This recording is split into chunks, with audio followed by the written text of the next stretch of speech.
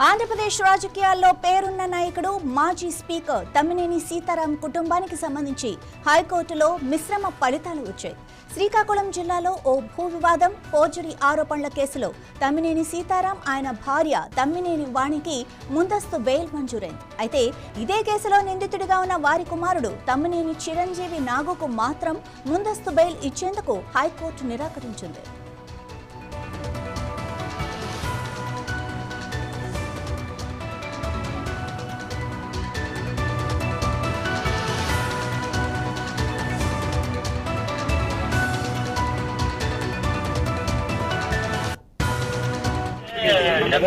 బయట తీసుకోండి.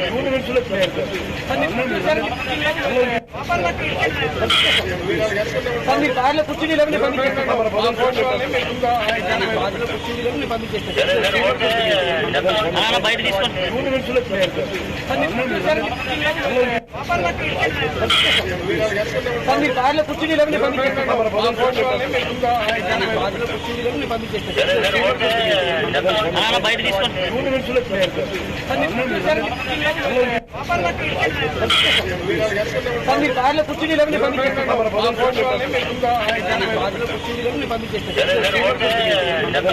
బయట తీసుకోండి.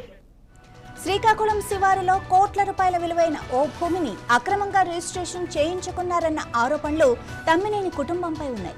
భూమి యజమాని బతికుండగానే చనిపోయినట్లు నకిలీ డెత్ సర్టిఫికెట్ సృష్టించారని, భూమితో సంబంధం లేని మరో మహిళను వారసురాలుగా చూపించి ఫోర్జరీ పత్రాలతో రిజిస్ట్రేషన్ చేశారని కేసు నమోదైంది. ఈ ఆరోపణలపై శ్రీకాకుళం గ్రామీణ పోలీసులు ఎఫ్ఐఆర్ నమోదు చేసి దర్యాప్తు చేస్తున్నారు.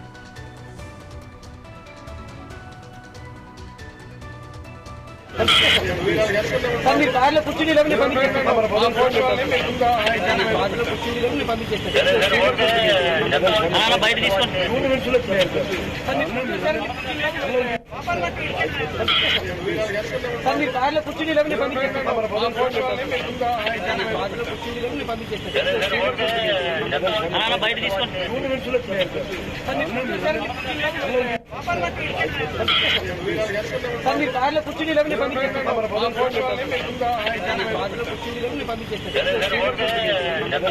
బయట తీసుకోండి.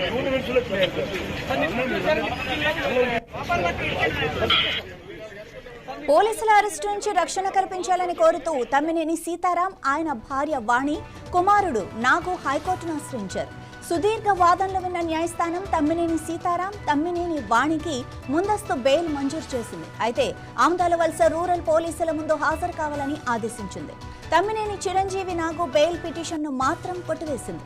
ఈ వ్యవహారం శ్రీకాకుళం జిల్లా రాజకీయాల్లో ఇప్పుడు పెద్ద చర్చనీయాంశంగా మారింది. అయితే తాను చట్టాన్ని ఉల్లంఘించలేదని, భూమి కొనుగోలులో ఎలాంటి అక్రమాలు జరగలేదని తమ్మినేని సీతారాం స్పష్టం చేశారు.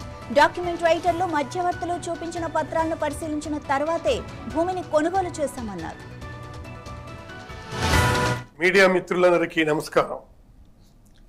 గత కొద్ది రోజులుగా నా కుటుంబ సభ్యుల పేర్లను ప్రస్తావిస్తూ ఒక భూ వ్యవహారానికి సంబంధించి అనేక వార్తలు, ప్రచారాలు జరుగుతున్నాయి. ఈ నేపథ్యంలో ప్రజలకు వాస్తవ పరిస్థితులు తెలియజేయడం నా బాధ్యతగా భావించి మేము ముందుకొచ్చాను.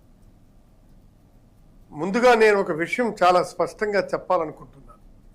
చట్టాన్ని గౌరవించే వ్యక్తిగా, ప్రజా జీవితంలో ఎన్నో సంవత్సరాలు పనిచేసిన వ్యక్తిగా నేను ఎప్పుడూ చట్టవిరుద్ధమైన పనిని ప్రోత్సహించలేదు. ప్రజల విశ్వాసమే నా బలం.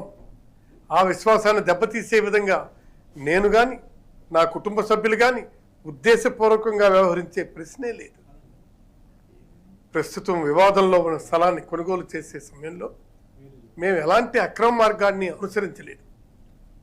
మాకు భూమిని విక్రయిస్తామని చెప్పిన వ్యక్తుల ద్వారా డాక్యుమెంట్ రైటర్లు, మధ్యవర్తులు చూపించిన పత్రాలను పరిశీలించిన తర్వాతనే కొనుగోలు ప్రక్రియ జరిగింది. రిజిస్ట్రేషన్ సమయంలో సంబంధించిన పత్రాలన్నీ సబ్ రిజిస్ట్రార్ కార్యాలయంలో సమర్పించబడ్డాయి. అక్కడ చట్ట ప్రకారం పరిశీలన జరిగిన తర్వాత రిజిస్ట్రేషన్ పూర్తయింది. ఆ సమయంలో ఎలాంటి అభ్యంతరాలు లేదా లోపాలు ఉన్నాయని మాకు తెలియజేయలేదు. ఆ తర్వాత భూమిపై వివాదం ఉందని, యాజమాన్యానికి సంబంధించి అభ్యంతరాలు ఉన్నాయని తెలిసింది. వెంటనే మేము చట్టబద్ధమైన మార్గాన్ని ఎంచుకున్నాం. ఈ అంశం ఇప్పటికే సివిల్ కోర్టు పరిధిలో ఉంది. గత ఏడాదిన్నరగా న్యాయ ప్రక్రియ కొనసాగుతుంది. మేము న్యాయ వ్యవస్థను ఆశ్రయించాం. చట్టంపై పూర్తి విశ్వాసంతో ముందుకు వెళ్తున్నాం. ఇక్కడ నేను ఒక విషయం చెప్పాలనుకున్నాను.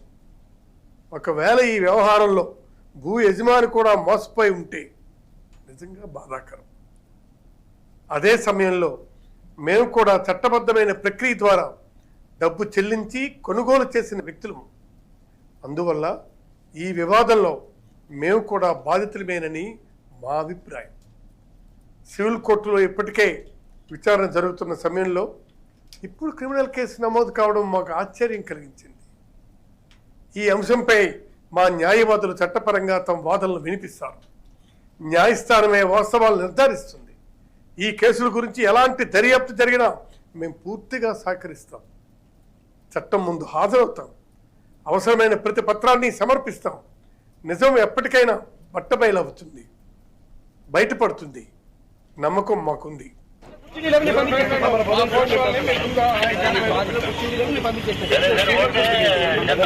బయట తీసుకోండి.